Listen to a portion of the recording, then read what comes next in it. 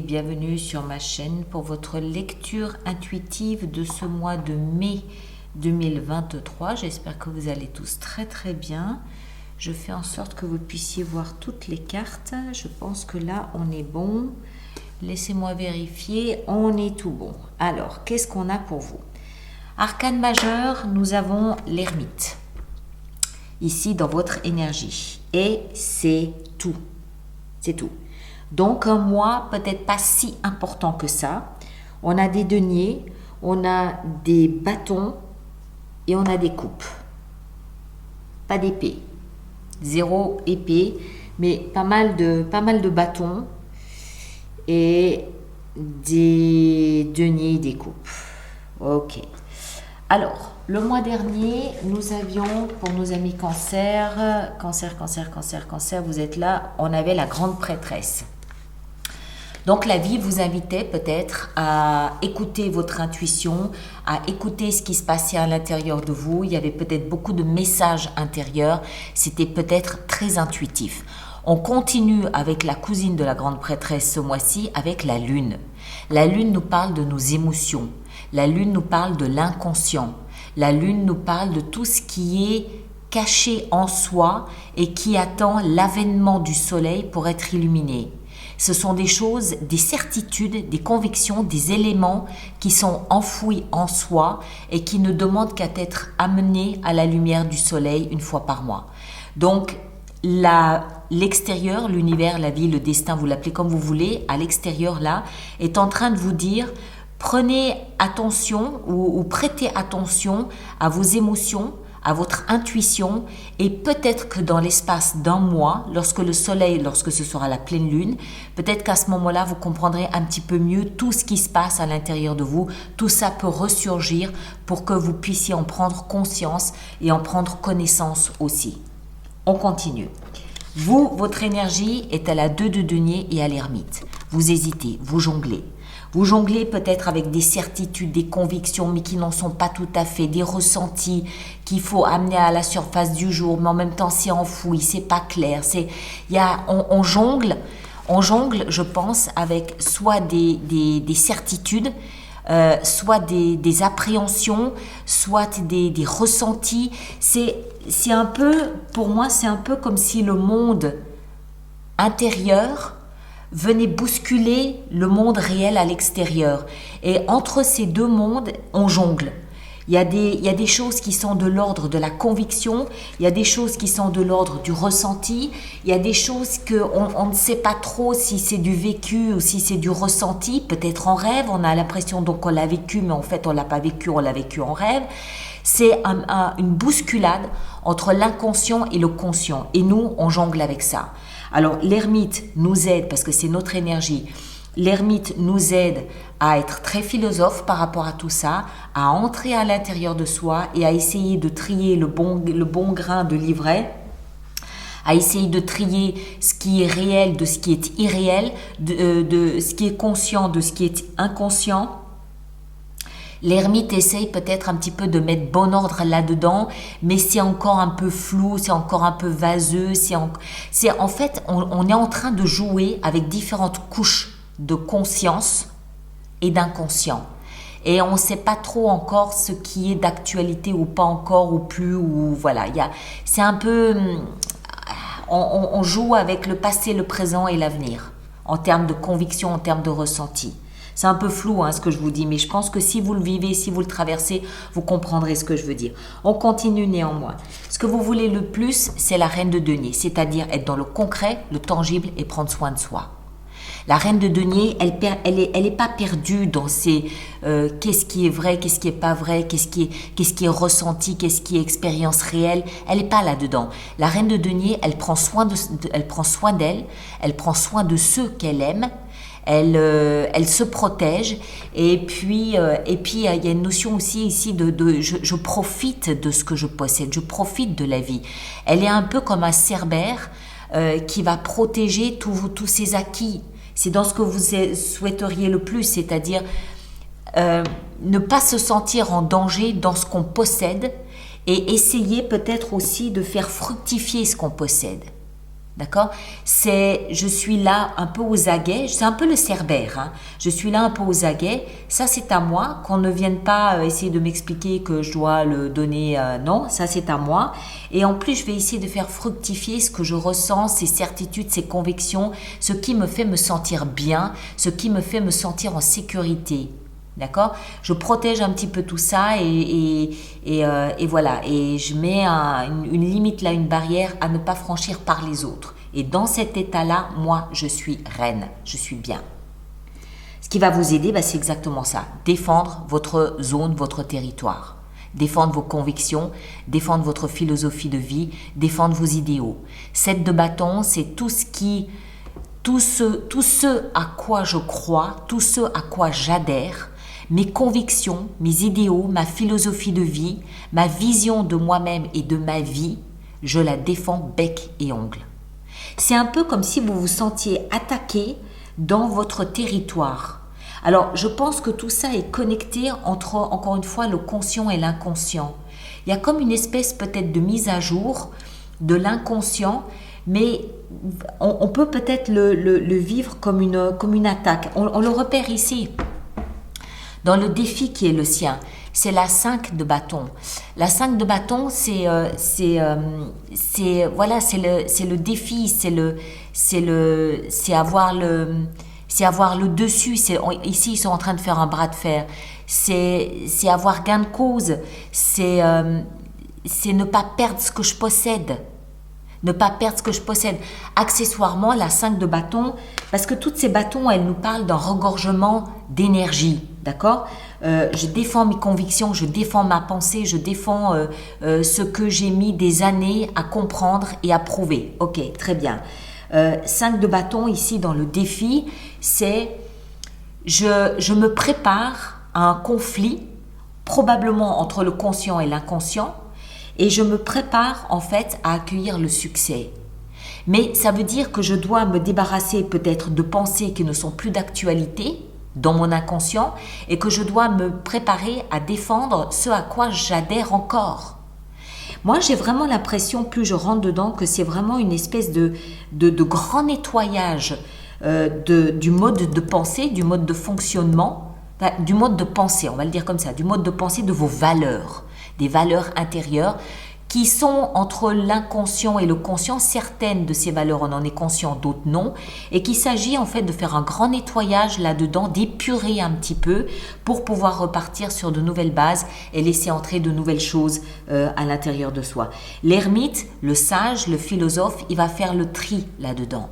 Ok, ça ne me correspond plus, je laisse passer. En revanche, il y a 2-3 éléments auxquels j'adhère encore, auxquels je m'agrippe, que je garde parce que ça me représente et je m'y identifie. On continue. Dans la vie sentimentale, 8 de coupe. Ça revient au même. On laisse derrière soi tout ce qui émotionnellement n'a plus de saveur, n'a plus de valeur, n'est plus d'actualité. Que ce soit dans sa vie sentimentale, que ce soit dans sa vie familiale, que ce soit dans sa vie amicale, que ce soit résidentielle, des émotions, on en a pour tout. Même pour sa maison, pour ses animaux de compagnie. Donc tout ce qui n'a plus de pouvoir nourrissant sur le plan émotionnel, on le laisse derrière soi. D'accord ? Vie professionnelle, on se prépare à quelque chose de nouveau, quelque chose de créatif, quelque chose de passionnant. On regarde, on est prêt, on se prépare. Le valet, c'est le page, c'est l'embryon, c'est une idée qui est là, une idée créative, elle est là, elle est embryonnaire. Il y a un nouveau désir, il y a une nouvelle volonté, un nouveau projet, quelque chose qui est en train d'émerger dans votre vie professionnelle que vous souhaitez poursuivre. Dans la vie intérieure, en soi, superbe 6 de bâton. Elle suit la 5 de bâton. Donc ce conflit qu'on mène entre le conscient et l'inconscient, ce qui est réel, irréel, ce à quoi j'adhère, ce à quoi je n'adhère plus, cette mise à jour dont je parlais précédemment, elle va nous amener directement à l'intérieur de soi à avoir ce sentiment de victoire. Comme si on revenait d'un champ de bataille où on a dû se battre contre des idées passées, périmées, des idées nouvelles mais qui étaient peut-être défiantes. On a dû se battre pour trouver où était notre chemin, où était notre vérité. Comme je vous le disais, trier le bon grain de l'ivraie.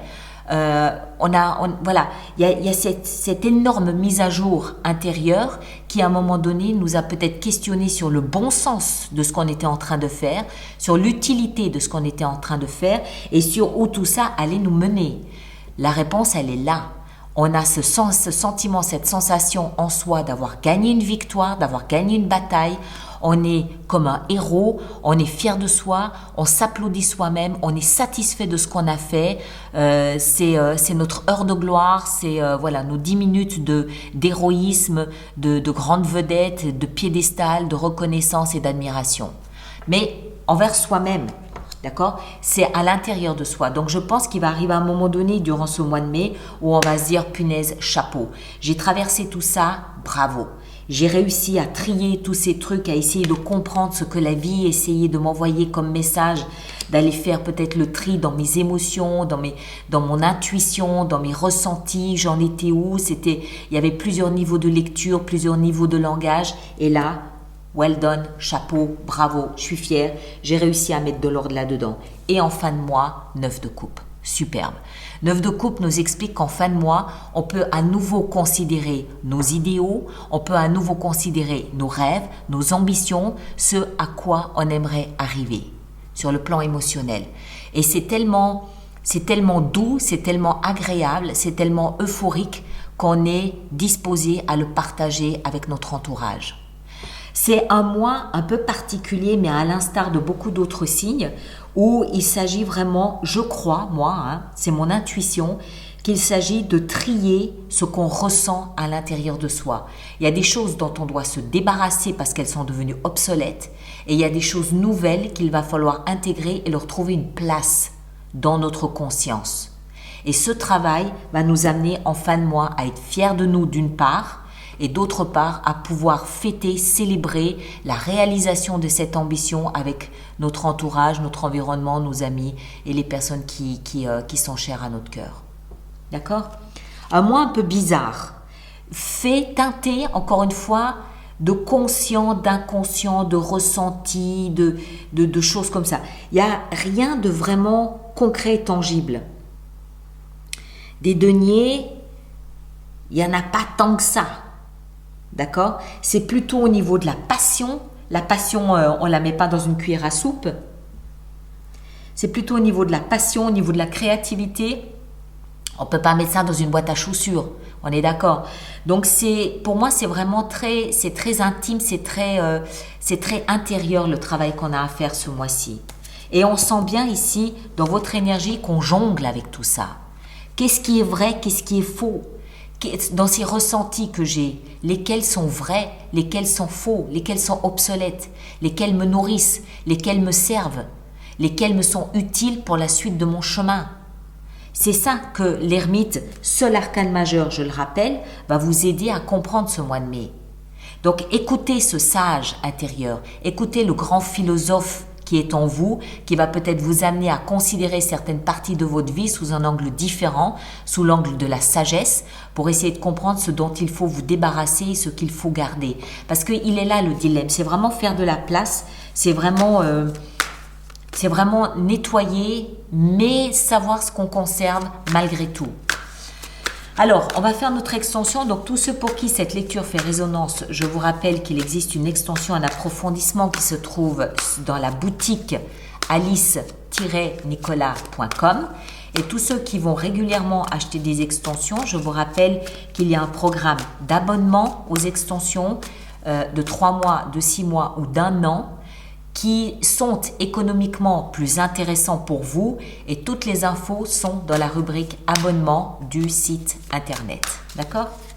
Allez, on est parti. La Lune, qu'est-ce qu'elle a à nous apprendre?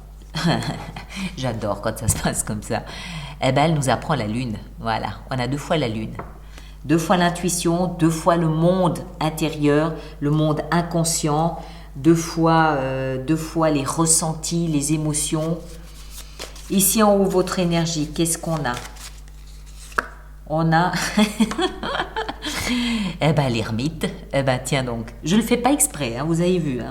L'ermite nous est expliqué par l'ermite. On en rajoutera durant l'extension là-dessus. Ce que vous désirez le plus avec la reine de denier, on a la 6 de denier. 7 de bâton dans ce qui va vous aider, on a le chevalier de bâton.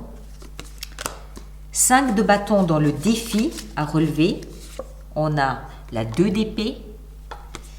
La vie sentimentale avec la 8 de coupe, qu'est-ce qu'on a? On a la 8, mais de bâton.